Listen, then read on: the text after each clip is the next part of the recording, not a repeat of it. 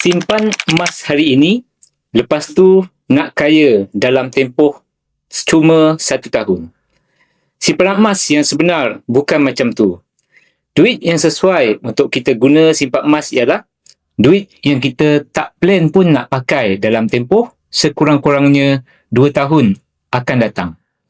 Duit tersebut kita tak ada plan apa-apa nak guna dalam masa terdekat.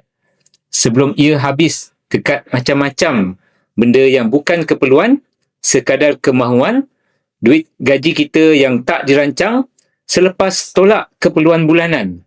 Duit inilah yang kita guna untuk menabung emas secara konsisten.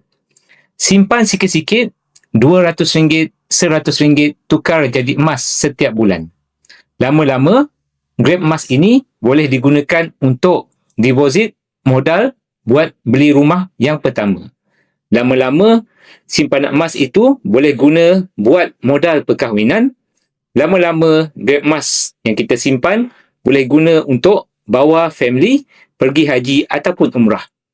Jadi tuan-puan, simpan emas perlukan usaha, bukan sekadar berharap. Dulu ragu, kini tahu, jom mulakan simpanan emas.